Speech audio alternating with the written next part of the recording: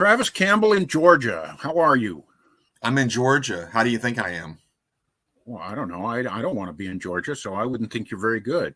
Okay, well, I'm doing okay. I Good. got to shave, but besides that, I'm doing fine. For Georgia, you're okay, right? For Georgia, I'm okay. That's- I mean, we have decent laws out here. I mean, y'all have better weather. So Everything else is terrible here. it's We the have land of the fruits and the nuts, you Californians. the worst politics on the planet, except for Oregon and Washington. Hey, I'm going to be in California in June. My niece Are is you? graduating from high school, and I say you and I do a show live together. Oh, that's awesome. Where are you going to be? I'm going to be in the Anaheim area, but Yeah. I will drive to wherever you are. Maybe we can go to one of your construction sites and I don't know, throw rotten tomatoes at you as you work. You can fall off a ladder. That'd be great. That'd be funny. I'd laugh. I won't I'll buy you catch beer afterwards, though. Okay. Fudge Rana has a great burger place that he took me to, and I can't remember the name of it, but I need to ask him, and we need to go have burgers there. That sounds great. Let's do it. Oh, that'd be great. Well, we'll do it. All right, everybody. Welcome to Notes On with Ross and Travis. We try to take on anything in the wide world of apologetics and theology and our Christian faith. And it's the show where we try to do Christ on purpose. And someday we're going to explain that because it's really important to what we do. We're doing a series right now on Are People Basically Good? And it's a really important worldview because it affects which way you fall on this affects everything you think about, whether you're a Christian or not a Christian. It's about as important a thought as you can. And if you don't have God in your life, it's almost psychologically mandatory that you somehow believe that people are basically good. I think that's fair.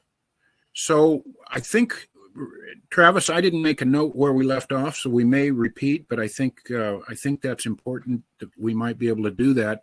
So why do people believe that people are basically good? And I've come up with several responses here, and we should be able today to get to the point of being able to refute it. As a Christian, I believe absolutely that people are not basically good. And it's not, I want to make some arguments that aren't just a matter of faith. It's not just because we're Christians and the Bible says it that we have to believe it.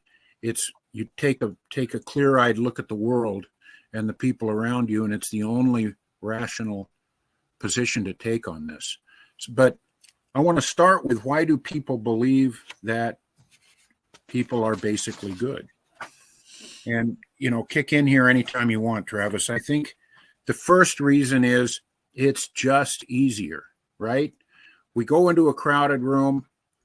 We don't want to think about who's there to get us or who's going to take advantage of us, or we just want to think the best of people. It's way less work, and it just means we don't have to be careful. We can just let our guard down, and that can be devastating, but I think it's just easier. What do you think of that? I agree. I also think I got into a sort of financial tussle with a contractor one time who was working on our home. This is 12 years ago, and he totally ripped us off. In fact, it was so bad I had to fire him, which meant that I had to get another person to come in and correct his errors. And since you are in this field, that contractors don't like to come in after somebody else. Right. And so it was really hard to find somebody new, but it was that bad. I tried and tried and tried. But in the middle of this whole thing, he would often say that he's a good person. Even though he lied to me, he stole money from me and all of that. And I think that the reason he kept saying that is to admit that he's a bad person would just be too much for him to handle. Yeah. I have a feeling that his conscience was killing him, and that his only saving grace mentally, psychologically, was to say, well, I am a good person. I do believe in morals. And I think that some people think they confuse your belief in morals, your belief in doing good, with your actually being good. Yes. And we're going to get to that. Absolutely. Yeah. I think he was, it sounds to me like he was talking to himself. Yeah. Well, whoever he was talking to, I wasn't buying it. I can tell you that. So. I think the second reason is that people believe it, Travis, because it's more inclusive, right? Yeah. And and the third reason is it feels less judgmental. Those are basically the same, two different ways of saying the same thing. We just don't, everybody follows their own path and does what they think is right, and we have no right to tell them that it's wrong. And so it's just more inclusive if everybody's basically a good person. Again, it's a lot less work. We just don't have to think about it. Right. I agree with that.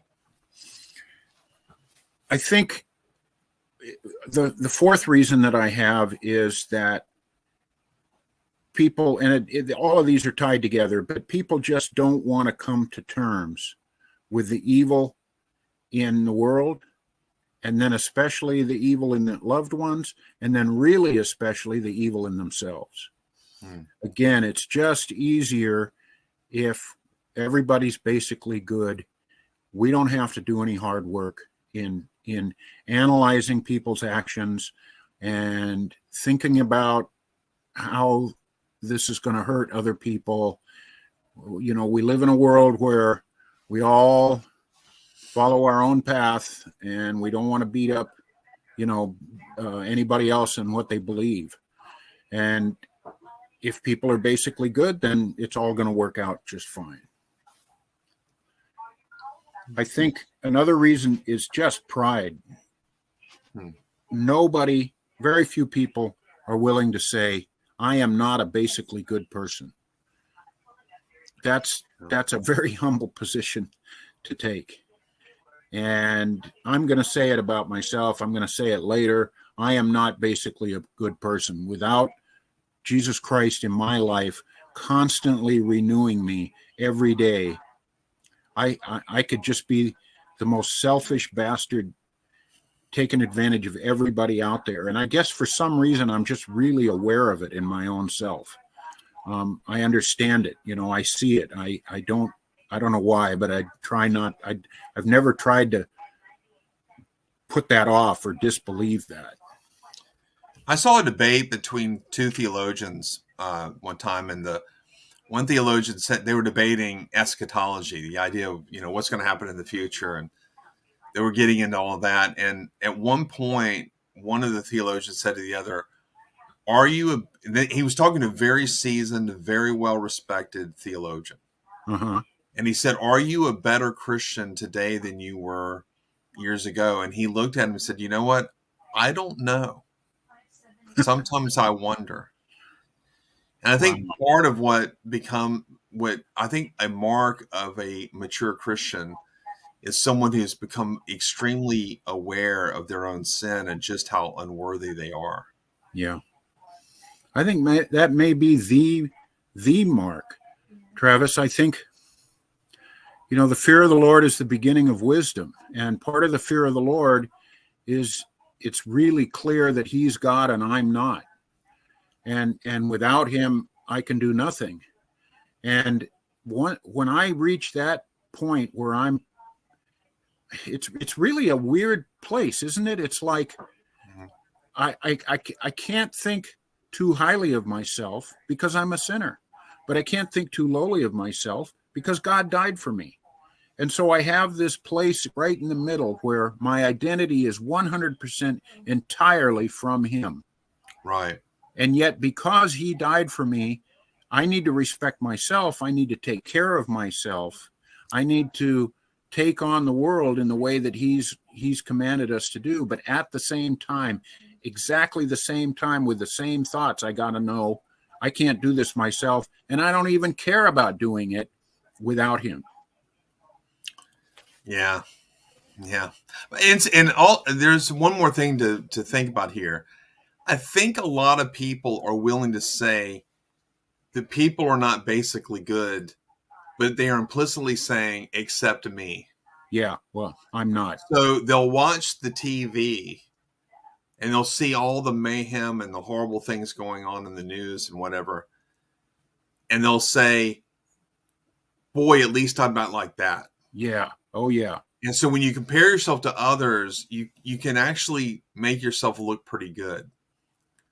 You know, it's that, you know, you see like the Southern plantation slave owner in 1840, right? And he's beating the tar out of one of his slaves. Right. And you see it in a film and you say to yourself, well, if I was there, I certainly wouldn't have done that. Oh yeah, like you're going to be the one person that says that's just an immoral thing, and I'm going to rise entirely above my culture and say I'm not going to do that. That's deluded. Yeah, agreed. Yeah, we are amazing. We are amazing at self-deception. Man, it really is true. Another reason, Travis, I think that people believe it is that, and maybe this is the most important one, even for Christians, is if people are basically good, we don't need God. We can just kind of keep him at a distance. And when things get tough, we pray and we ask him to help. But if people are basically good and I'm not good and I'm basically not good, that means I can't even open my eyes in the morning and get out of bed without including him in everything I do for the day. Right. And that's a lot of work, and it's a lot of humility, and just people don't want to go there, I think. That's right. Yeah. So, Travis, what are the consequences of this worldview, of the idea that people are basically good? I think that I was listening to a video today, one of Jordan Peterson's videos, and he's interviewing a woman. I wish I knew her name, but she's basically fairly liberal, but sounds conservative in these days. And she said that when she went to Yale in the 80s, she was sexually molested as an undergraduate. And, you know, one of the consequences of this idea that people are basically good is that you're just completely unprepared for life. She said, I went out there, I was 19, I had no idea what it was like. It was a party atmosphere, and the person that molested her was her professor. And I think that if you're going to believe that people are basically good, you're not only going to get taken advantage of. They say that the level of PTSD is much lower in people who believe that people are basically bad, because PTSD partly is a psychological condition that indicates that you were surprised by what happened to you. Right. It shocked you. It turned your worldview upside down. Psychologically, you weren't ready for it. Right. And I thought that was a really interesting consequence. And yeah. You know, that is interesting. I never even really thought about that before, but that makes total sense. I think that one of the things that's protected me emotionally is that, you know, like I can't believe you did that. And then I remind myself, oh yeah. But for the grace of God, there go I. I mean, he's just living out who he is as a sinner. Yeah. Doesn't excuse it. Doesn't, in fact, it by no means does it excuse it. It condemns him. But you know, if you think that human beings are basically good, just like they said in The Princess Bride, one of my all-time favorite movies, yeah. get used to disappointment. You know, just get used to it. Yeah, you're going to be constantly surprised that people take advantage of you, and you're going to wind up being a really lonely person. You know, you're just going to have to sequester yourself and, you know, walk your dog every day. But other than that, you stay away from people as much as possible. And man, that's not the way God has us to live. Sure. I think your anger Your cynicism is going to increase. But if you have a clear-eyed view of human nature, and you have a fundamental relationship with Jesus Christ, who died for all these people and is telling us to love them even when they're taking advantage of us, I think you're going to have a much better, belt of ammo to go out and take on the world and not lose your mind, literally. Agreed. Yeah. So let's get into the meat of this. This is going to be my favorite part of it. If we're debating somebody about are people basically good, a lot of times the argument just devolves to, I'm an atheist, therefore people must be good, or I'm a Christian, therefore, and the Bible says people are basically bad, so they must be bad. But I think there's really rational arguments or answers to this, and some of them are tough to listen to. But let's start with the basic comment. People are basically good. Okay? It seems to me that there's two things implied in that. The first thing that's implied is that people know what good is, but sometimes they refute it themselves. They'll say, well, people are basically good. All they need is a little education. How many times have you heard that? But that's a self-refuting statement. If they're basically good, they don't need an education, right?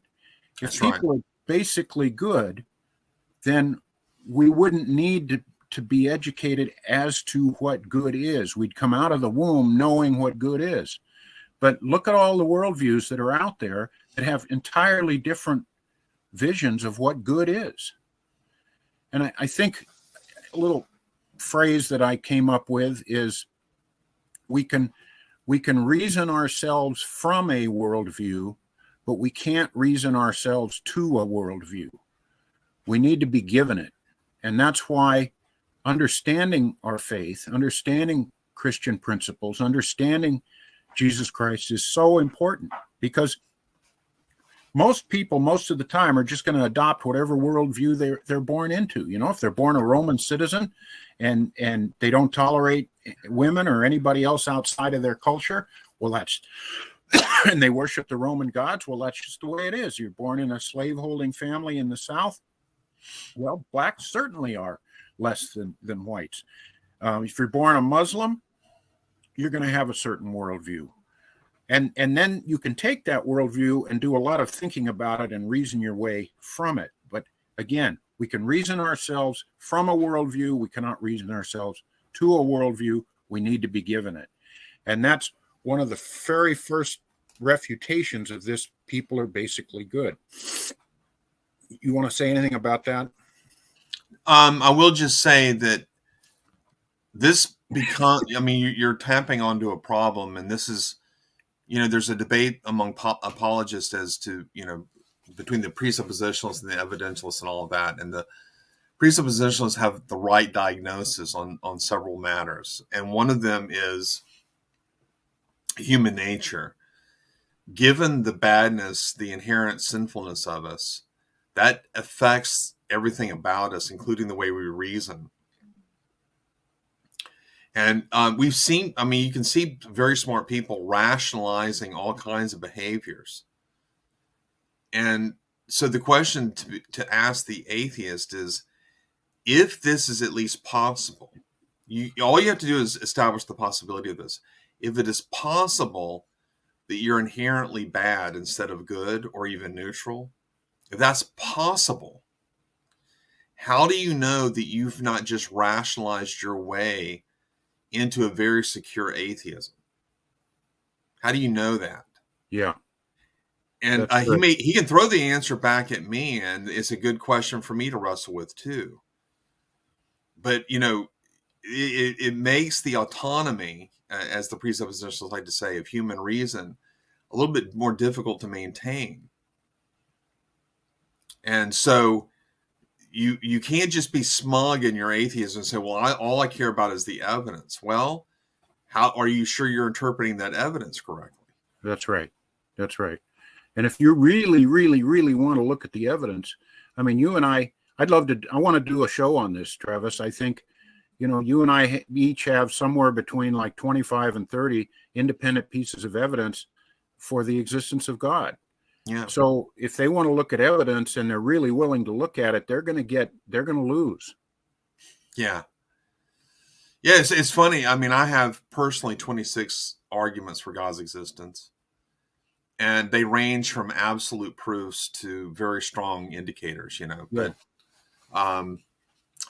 yeah. So anyway, you and I both see the point, and I hope everybody else is getting it, that we can't be smug about our conclusions given the fact that our minds are so easily corruptible by our immoral wills. And so the question is, what saves us? Ultimately, you have to say grace alone is what saves us. That's right. That's right. I if it wasn't for, when I was born and who I was born to and the culture I was born in and all the very specific things about my existence, none of which I had a single ounce of control over. If it wasn't for that, I could be a train wreck. I have to say thank you, Jesus, for every single one of those pieces, because I had nothing to do with any of that. I've made some good decisions in my life, and I've made some really terrible decisions. So maybe I can take a tiny bit of credit for that. But, like 99.9% of my life, the way it has been out of my control. And most people are not willing to say that, I think. Yeah, agreed. So the second part of that, Travis, people are basically good, that's self-defeating, is the first is what did I say? I said people know what good is, and they don't.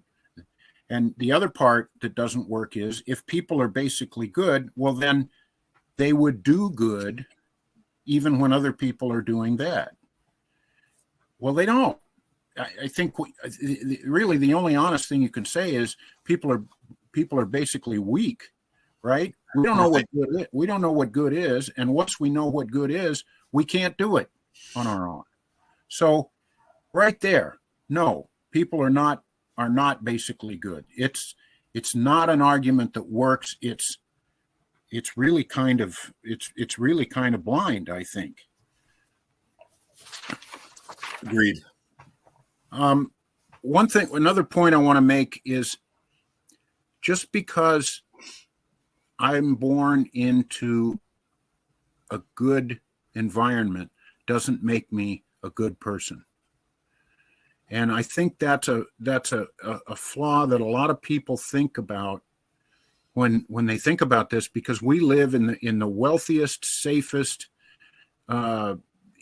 culture that's ever existed. We can be talking about these things. What if we were born in a slave and we're told to go to war, and we have all these impossible moral decisions to make about sacrificing ourselves and sacrificing our family, and if we don't do things that we know are immoral, our family's going to die.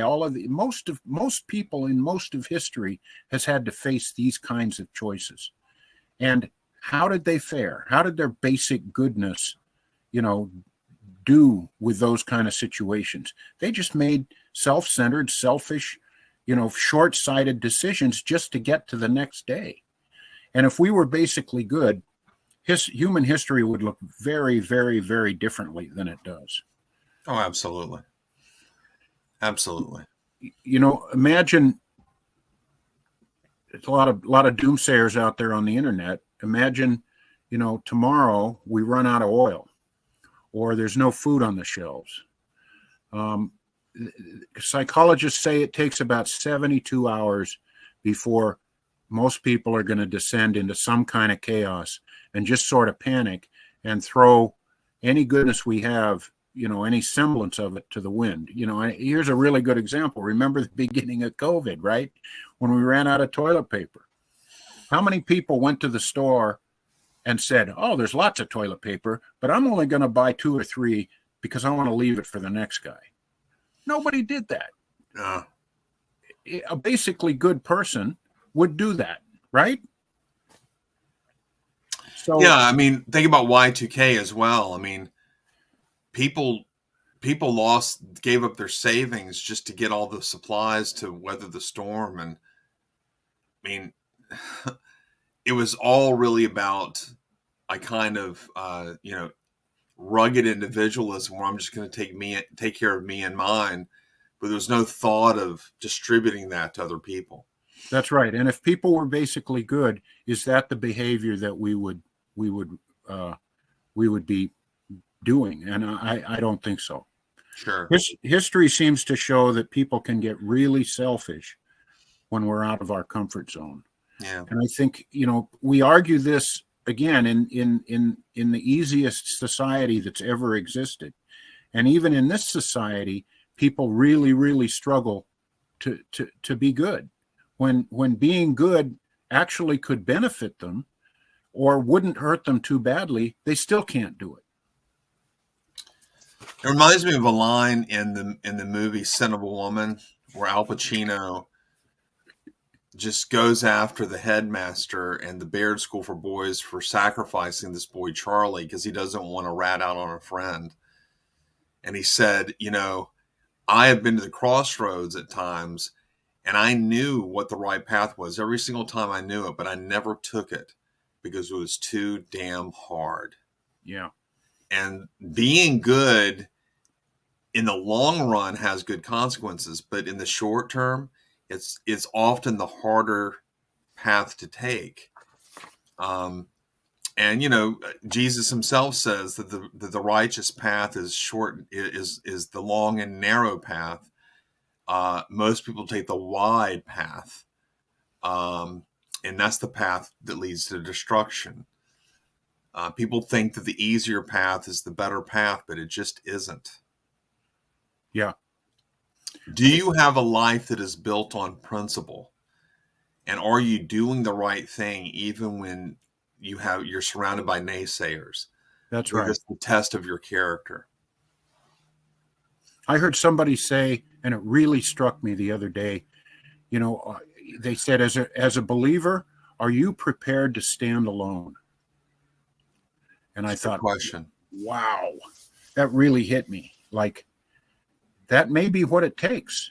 Think about the people in history who did do the right thing, who did have to stand alone when everybody else around them, turned their backs. And that's a good person.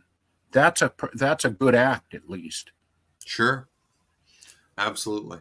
I wrote a quick little script here to kind of another piece to indicate, to make my point. We've only got 2 minutes left, but imagine the following little situation. A mom is talking to her son, and she says, Billy, I need to ground you. You can't leave the house for a week. And Billy says, but why, Mom? And Mom says, every day after school, you've been out helping other people, helping the old lady with groceries, family with no money for gardening. You aren't eating and you smell bad. You really need to learn to be more self-centered. Right. It doesn't happen. But if we were basically good, that would be an everyday scenario, right? Right. We don't have to train our children to be bad. They already know how to do that. That's exactly right. We have to train them to be good. And what about babies, Travis? Well, I heard when I was putting this together, I heard somebody said babies are innocent, but they're not basically good. And I thought that was a really, really good distinction. That kind of makes the point. Sure. So the real meat of this argument, it looks like we're going to do it next week. For those of you guys out there, look up a guy named Clay Jones, who's a Christian and a genocide researcher. And I've taken some material from him and got some quotes about people from people who have been through genocides, Elie Wiesel and Alexander Solzhenitsyn and a couple of others. And if you still think after this show that people are basically good, I'm going to pull it out of your lungs, because it's some really tough stuff to hear Yeah. next time. But this is really important, Travis. Yeah. Very good. You want to say something in closing? Well, the only thing I just want to remind everybody of is that on Fridays at 12 from now on, Let's Get Scriptural, my series, where we're right now critiquing the debate between Bart Ehrman, and Justin Bass on the resurrection. So check us out. And if you want to subscribe to us both on this channel and my Let's Get Scriptural channel on YouTube or Rumble, please do. I'd love your support. Yeah, and please send us your comments, everybody. We really want to know what you like and what you don't like about this. Travis, thank you. This is hard stuff, but it's been really good. Thanks a lot. Hey, man, love you. Yeah, love you. Thank you. Yeah, I'll see you in June. This will be great. Yeah, can't wait. All right, man. Bye. Take care. Bye-bye.